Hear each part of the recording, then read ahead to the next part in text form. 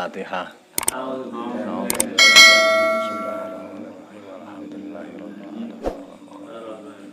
Iyyaka na'budu wa iyyaka nasta'in ihdinas siratal mustaqim siratal ladzina an'amta 'alaihim ghairil maghdubi 'alaihim waladdallin.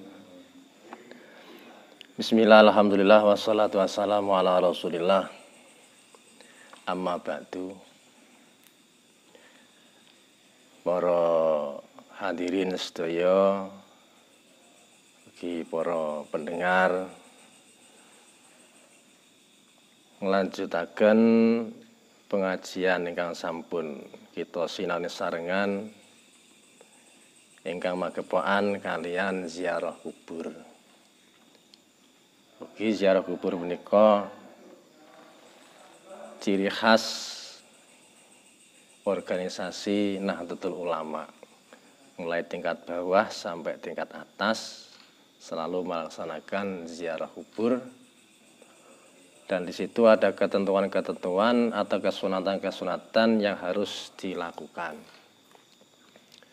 Setelah kita mempelajari bahwasanya seorang perempuan diperbolehkan atau disunatkan ziarah kubur makom Rasulullah Sallallahu Alaihi Wasallam, juga disunatkan ke kuburannya para anbiya dan para ulama, juga para wali. Juga dianjurkan setiap hari lebaran ning salah kaprah niku nek ziarah kubur sadurunge riyaya. Nek anjurane niku dina riyaya, ora kok arepe dina riyaya.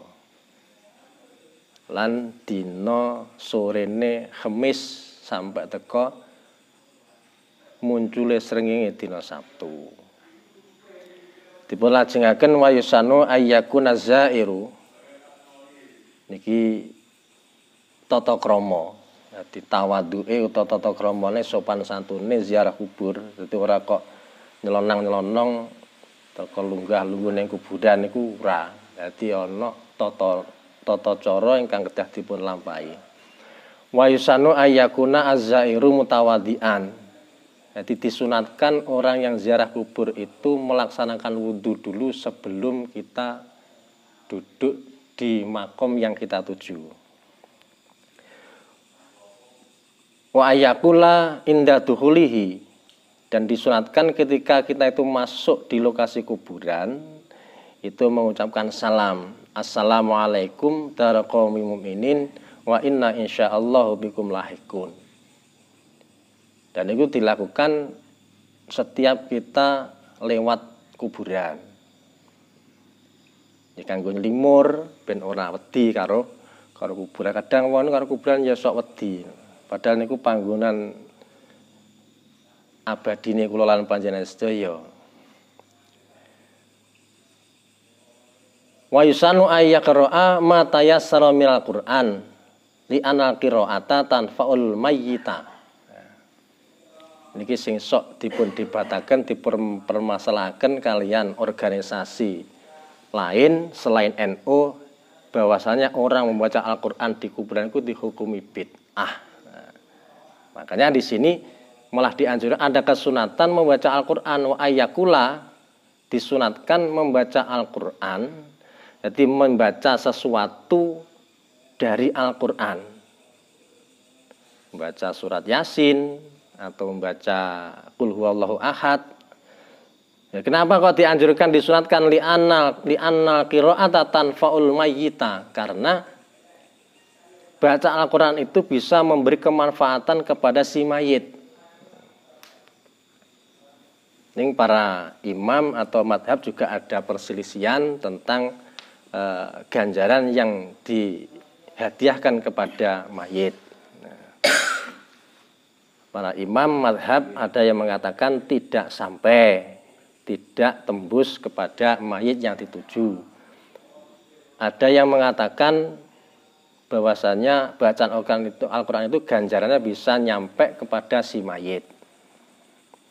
Nah, terus Imam Syafi'i nggih ngoten Imam Syafi'i ku nggih mengatakan bahwasanya tidak sampai. Ning ashab Syafi'i itu menjelaskan atau memberi komentar bahwasanya Imam Syafi'i itu senang sekali apabila seorang itu membaca Al-Quran di kuburan atau di makom. Padahal ayat yang dijelaskan itu wa allaisa lil insani illa ma sa'a. Niku yang sering dipermasalahkan niku yang dibuat dalil orang yang sering membid'ahkan orang ke kuburan, yaitu pedomannya kepada ayat itu sudah dimansuh, dan di situ ditafsiri al-insan itu adalah orang kafir, bukan orang mukmin. Lil insani illa ma sa'a itu al-insan adalah orang kafir, jelas tidak sampai, kalau orang kafir nggak sampai. Jadi Imam Syafi'i pun tidak pernah mengatakan itu bid'ah. Terus ada seorang ustadz yang mengatakan itu bid'ah. Terus kita bandingkan Imam Syafi'i dengan ustadz yang mengatakan bid'ah, itu masih ngalim mana?